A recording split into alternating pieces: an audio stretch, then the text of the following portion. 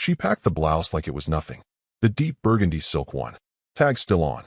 I'd seen her scroll past it on her phone months ago and mutter something like, "Too much for the office." Apparently, Denver gets a different dress code. "It's just a work trip with Michael," she said, slipping it into the carry-on like it hadn't just set the tone for the whole week. "You know, my work husband." She actually laughed when she said that, like it was a punchline we both agreed on. Tossed in a second pair of heels. Then a third. She was humming now. I stood in the doorway of our bedroom, hands in my pockets, watching her curate outfits I'd never seen her wear in 13 years of marriage. "You don't need to hover, David," she muttered without looking at me, like I was the house cat begging for food. "It's business. Don't be so insecure." Oh, there it was. The familiar phrase. Don't be so insecure. Every man reading this knows it. That line. Like we're supposed to thank them for the diagnosis. Smile. Nod. Swallow the acid rising in the back of our throat while they prance off to play house with the guy who calls them M in front of HR. So I nodded. That's all. Not because I agreed, but because I was already gone. She kissed the air near my cheek like she was clocking out of a shift she didn't care for anymore. Keys jingled. Suitcase rolled. Door shut. And I walked into my study. The binder was on the bottom shelf. Black leather, zippered, plain. You'd never look at it twice. Unless you were the guy who used to write corporate risk disclosures for a living. The guy who once created fail-safes for executives who thought NDAs were fireproof and prenups were optional reading. Page 41. That's where Clause 17 lived. I read it once, quietly. The language still held up. Specific. Cold. Binding. Then I picked up the landline. Yes, we still had one, and called the number printed at the top of my old firm's letterhead. "Activate 17, I said. Nothing more. And just like that, the fuse was lit. By noon, I'd emailed a trusted real estate agent. Not a big firm. Local. Discreet. She handled lake properties for retirees and divorcing millionaires. We spoke in shorthand. She knew what a Category Delta lease meant. Long-term tenant. No furniture, no trace. By 4 p.m., the movers were scheduled.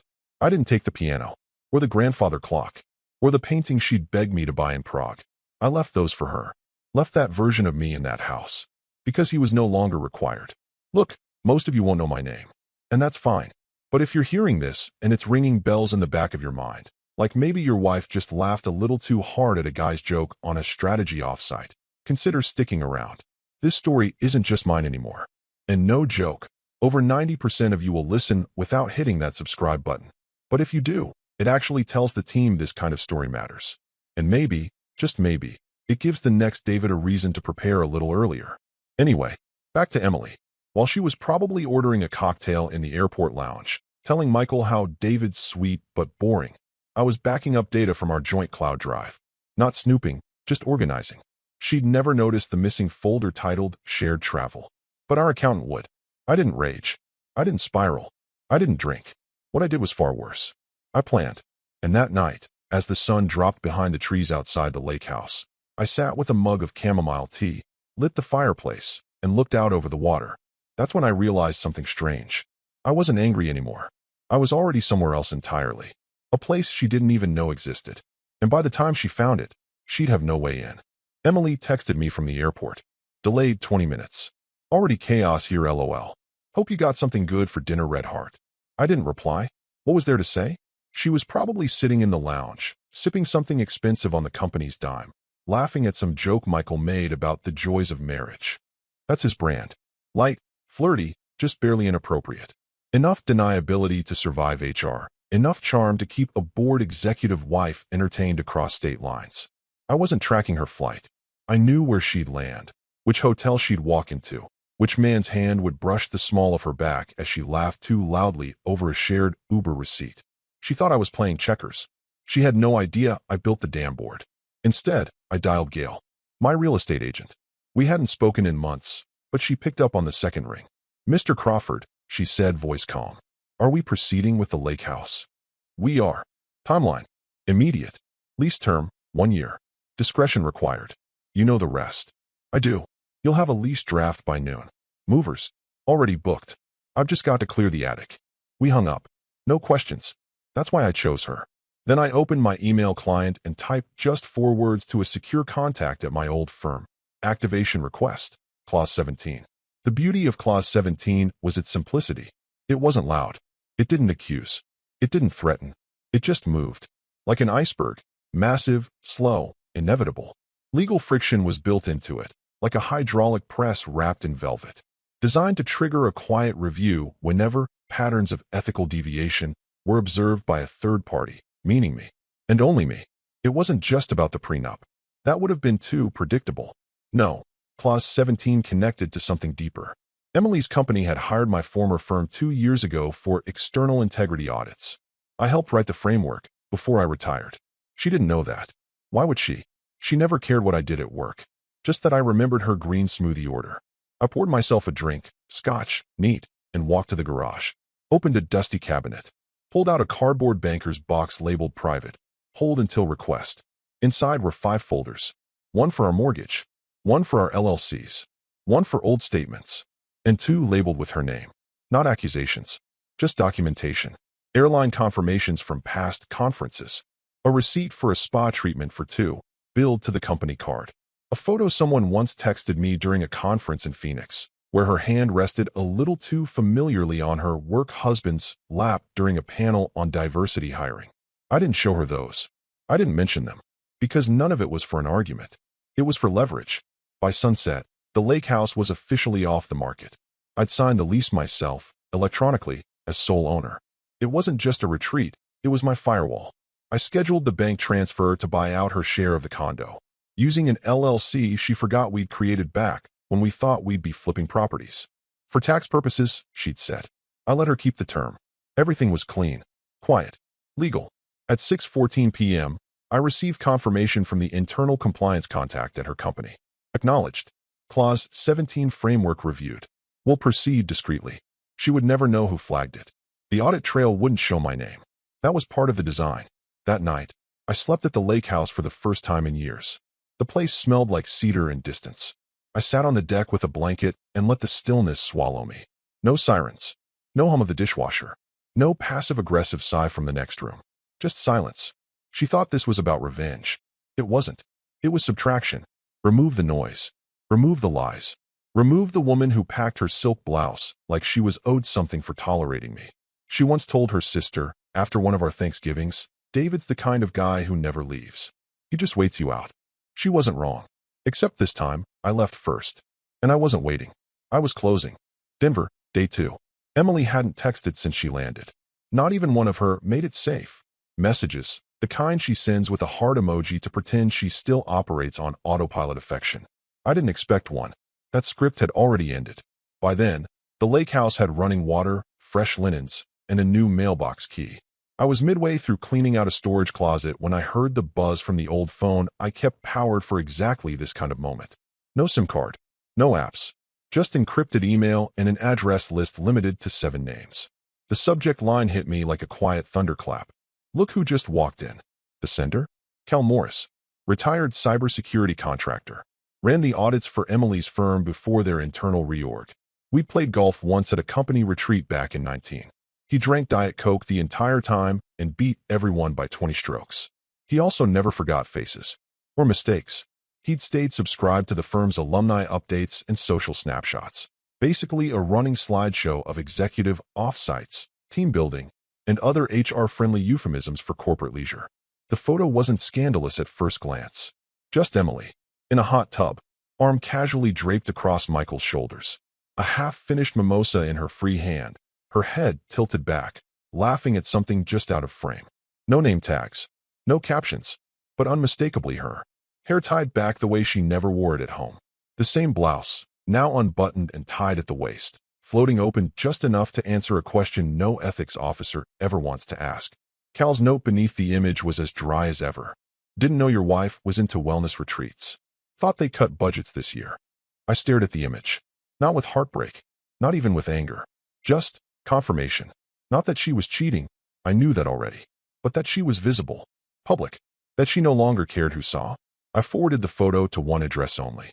Then deleted the message. And the image. Not just from the inbox. I accessed the phone's secure drive and hard-wiped the storage block. Not because I was worried about privacy, but because it was never about keeping evidence. It was about activating outcomes. I didn't need the photo for court. I wouldn't be going to court. I needed the photo because it triggered subclause 17b.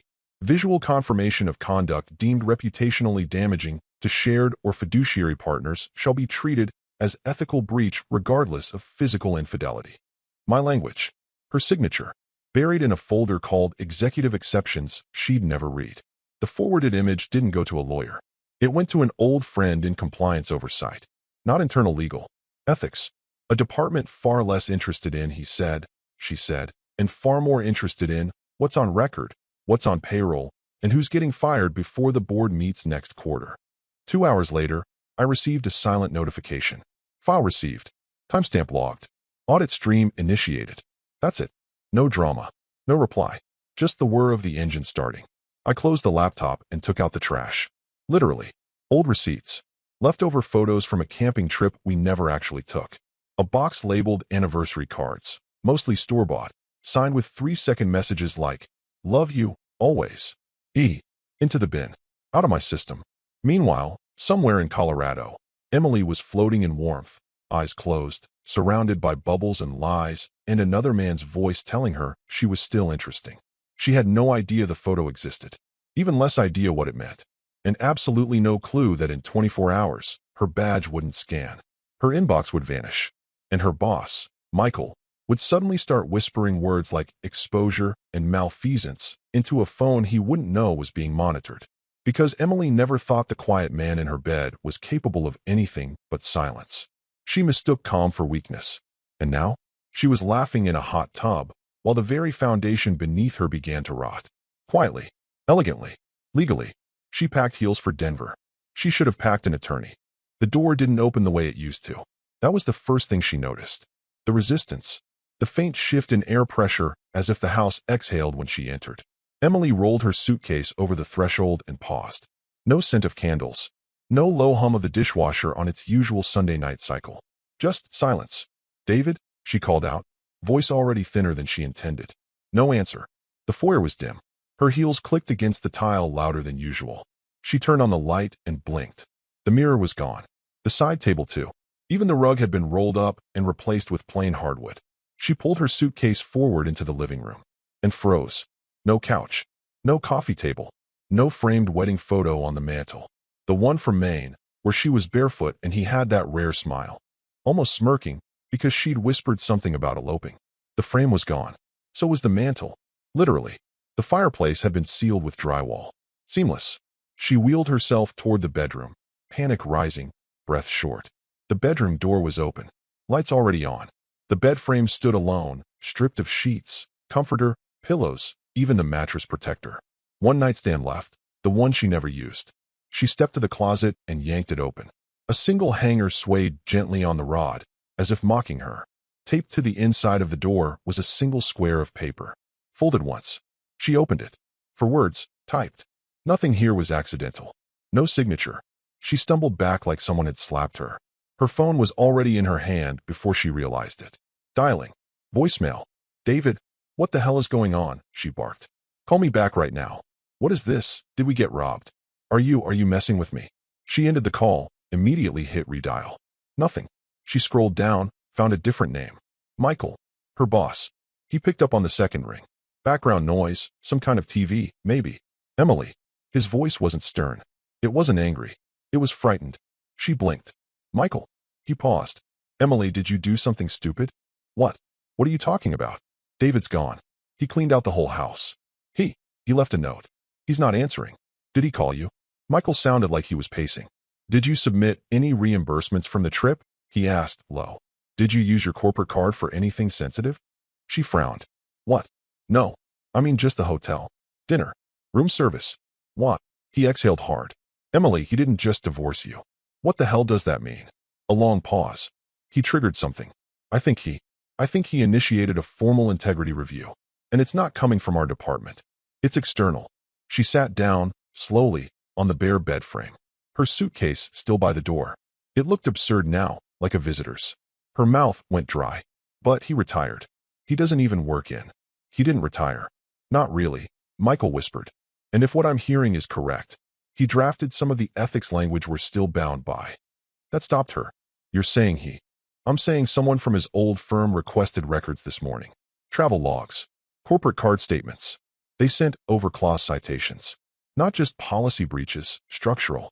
Structural, she whispered. Clause 17, he said. She stared at the note in her hand. What the hell is Clause 17? I don't know, but legal's already red-flagged it. And the board is meeting first thing tomorrow. Click. He hung up. She sat there for a full minute before she noticed her hand was trembling. Her body was reacting faster than her mind could catch up. A cold wave washed through her chest and down her spine. Clause 17. She'd heard that somewhere before. The prenup. Her hands scrambled through her purse. Wallet. Lip balm. Receipts. Nothing. The prenup was at her mom's place. In a drawer. She hadn't looked at it in years. Clause 17.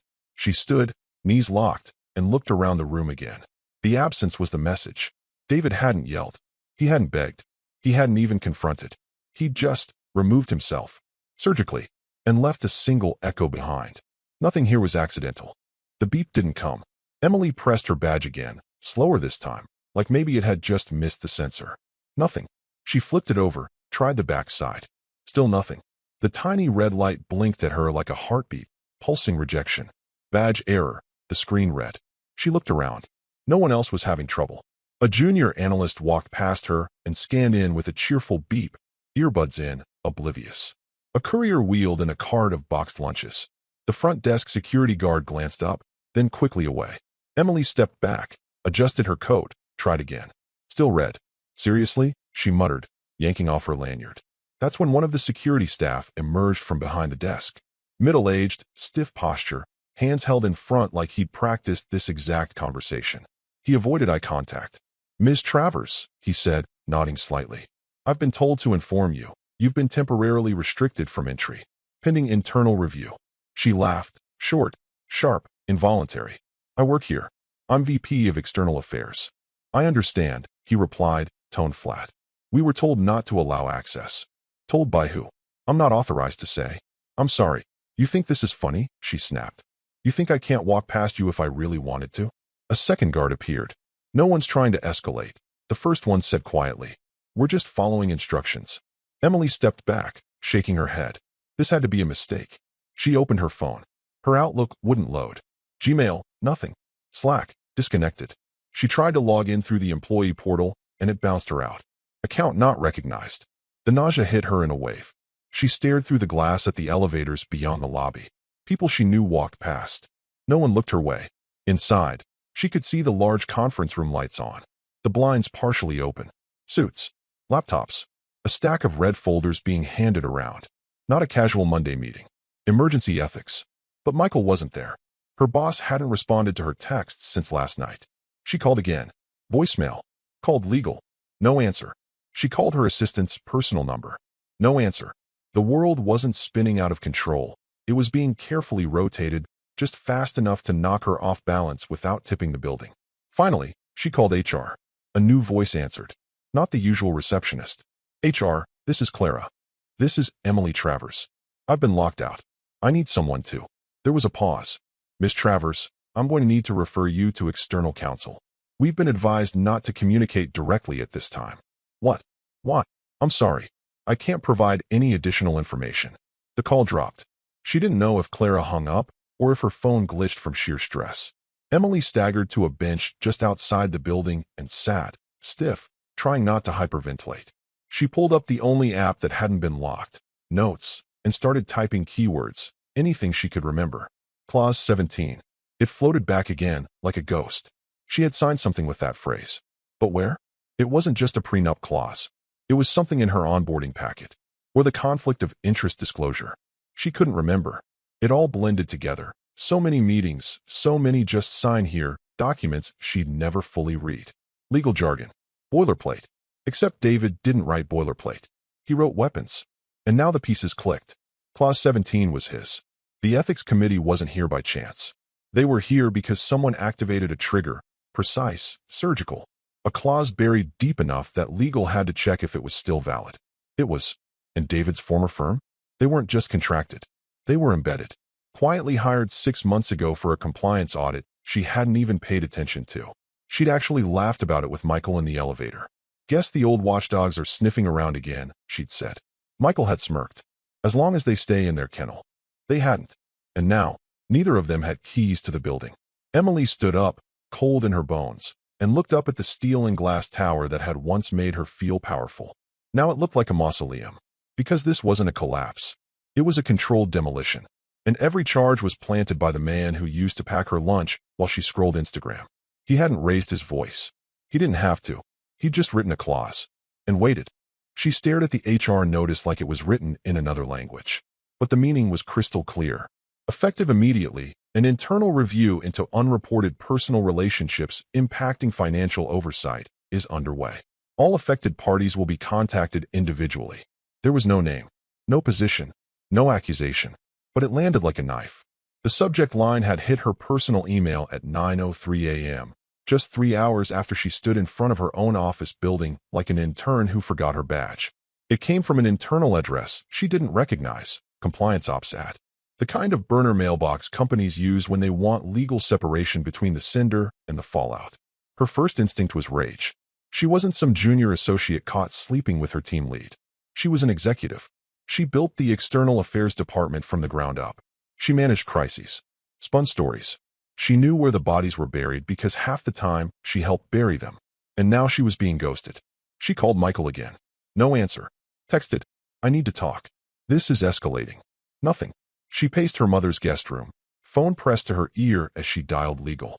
"Hi. This is Emily Travers," she said when the receptionist picked up. "I need to speak to someone in council about this review. I was just locked out of my accounts." "I'm sorry, Ms. Travers," the voice said quickly, with the tone of someone reciting from a script. "We've been advised not to engage in direct communication with you at this time. Conflict of interest protocols are in place." Emily blinked. "I work there. You know me. You've seen me every Christmas for 8 years. I understand. This decision was made by executive compliance and legal jointly. Who the hell approved that? I'm not authorized to discuss further." Click. She stood in place, listening to the silence that followed like it might give her an answer. Her jaw tightened. She tried to log into the remote company portal from her iPad, just to access her calendar, her contacts. Access denied. The message flashed in neutral font. "Your credentials have been disabled. Please contact system administrator." She hurled the tablet onto the bed. What the hell was happening? No one had confronted her. No HR email asking to clarify recent travel activity. No preliminary meeting. No flag on her expense reports. Nothing. Just erasure. They weren't handling this like a mistake. They were handling it like containment. It took her less than 5 minutes to spiral from disbelief to accusation. She called a peer in finance, someone she'd gone to college with. No answer. Left a message. Then another. Another. Silence. She opened her LinkedIn, checked her messages. Already a new post from the company page. "We take integrity seriously. Our commitment to unbiased oversight ensures accountability at every level." The comments were already flooding in. "Proud to work here. Transparency matters." She wanted to vomit. Then, under the post, she saw it. A comment from someone named G.R. Fanning. "Took you long enough. Should have reviewed executive travel last year." Her stomach turned. That name wasn't familiar. But the timing, it lined up exactly with David's last audit. The one he said was minor, back before his retirement party. She hadn't even attended. She was traveling. David's name wasn't on anything. Not the email. Not the system logs. Not the memo. But his fingerprints were everywhere. Because he didn't need credit. He needed distance. She had once told him he didn't understand how real business worked. But this was the most business thing she'd ever seen. They weren't firing her. They were making her irrelevant. Slowly. Strategically. Without saying a word. Because if they said it, she could deny it. But if no one speaks, she's just gone. A liability, pending review. A headline they're trying to avoid. Emily stared at the wall, suddenly aware of how quiet her phone was. No alerts. No calls. No meeting invites. And for the first time in her career, she realized. She wasn't just on the outside. She didn't even have a door to knock on anymore. Somewhere, David was probably drinking tea. Reading. Smiling maybe. Because he knew this kind of ending. Not explosive. Not chaotic. Just silent. In total, the drive to her mother's house felt longer than usual. Emily gripped the steering wheel, knuckles white, her brain flickering between disbelief and fury. Her inbox was dead. Her calendar, wiped. Michael had gone dark. And David? He might as well have vanished into the earth. Her mother greeted her with a confused frown and a kiss on the cheek. "You're pale. What's going on? Is David okay?" Emily muttered something about needing to grab a few things. Didn't answer questions. Didn't sit down. She went straight for the hallway closet, the one with the boxes no one had touched since the last tax year. Fourth shelf. Back corner. Two black banker boxes labeled in fading Sharpie, wedding and legal. She yanked both down, scattering old envelopes, curled up photo negatives, a dried corsage that puffed dust when it hit the floor. None of it mattered. She ripped open legal, flinging aside medical forms, insurance policies, their old joint will.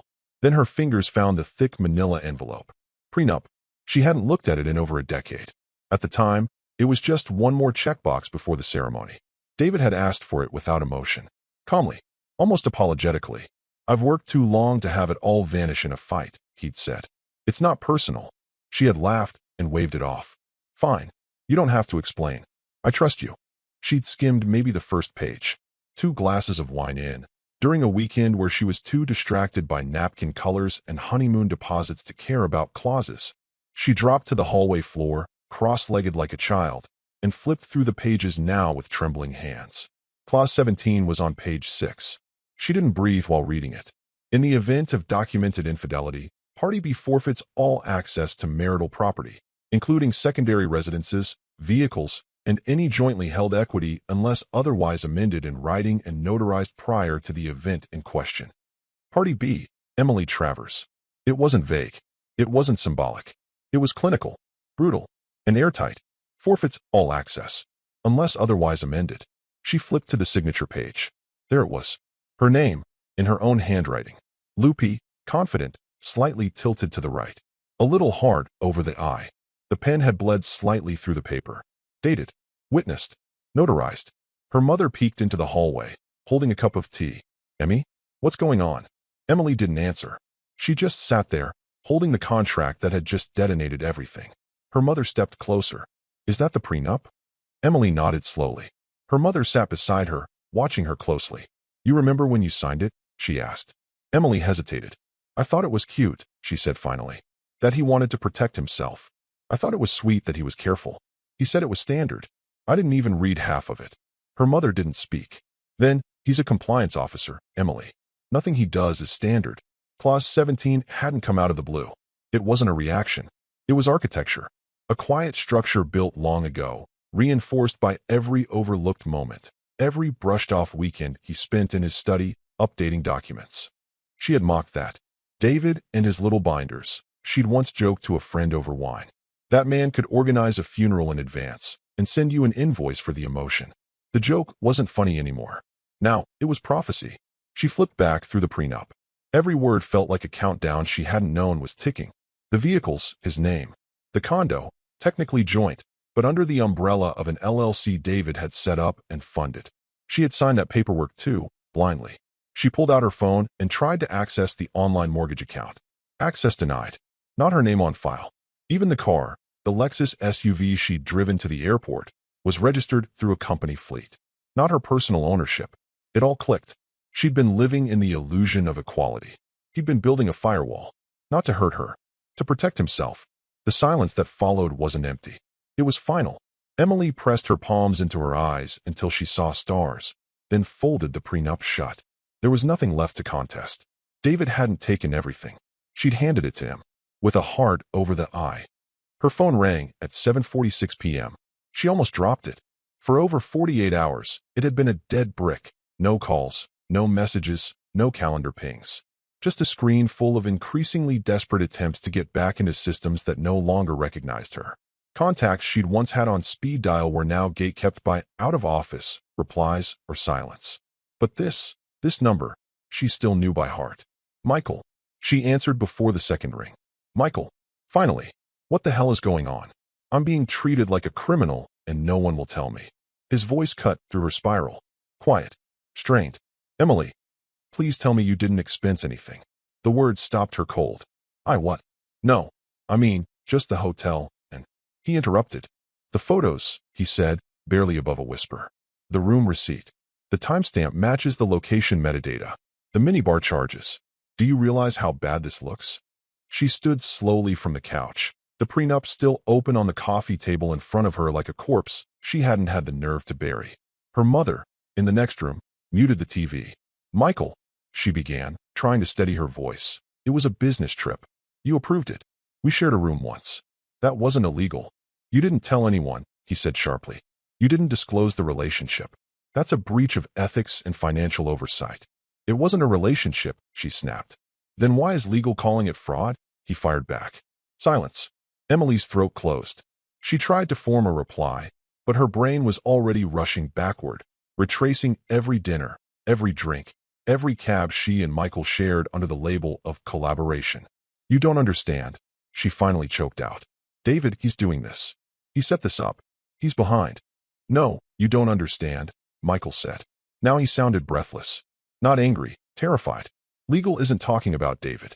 They're talking about you. You're the one whose badge is locked. You're the one they're scrubbing access for. You're the one in every flagged expense report. But we all bend the rules, she whispered. We've all expensed stuff. There's bending, he hissed.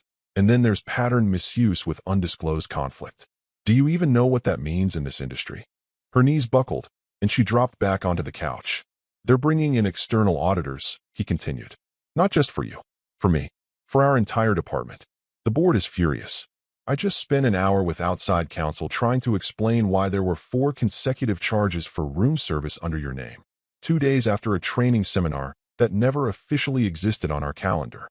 I didn't think anyone would, she started. That's the problem, he snapped. You didn't think. You assumed nobody was watching. I didn't know David still had reach.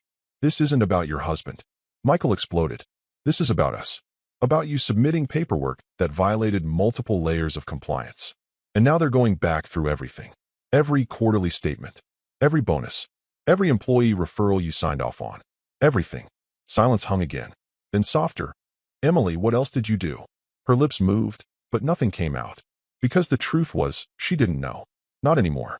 The innocent trips, the client dinners that were just the two of them, the gifts she marked down as vendor appreciation, the add-on days in resorts that happened to fall on long weekends.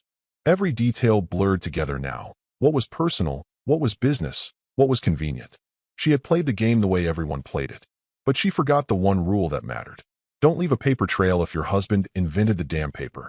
I'll call you back, she muttered, and hung up before he could respond. Then she stared at the room receipt from Denver, still crumpled in her handbag. Pulled it out. 1 room. King bed. 2 guests listed. Charged to the corporate card. Signed, her name. She hadn't even glanced at it when it printed. Too busy ordering dessert. Now, it looked like Exhibit A in a federal case. The call didn't just shake her. It broke something fundamental. Because for the first time, Emily realized this wasn't about a failed marriage. It was about corporate fraud. And she might not just lose her job. She might lose everything. The doorbell rang just after noon. Her mother called out from the kitchen. You expecting something, Emmy? Emily didn't respond. She was on the couch, still in yesterday's clothes, staring at her phone like it might blink back to life and tell her it was all just a glitch. That her badge worked again.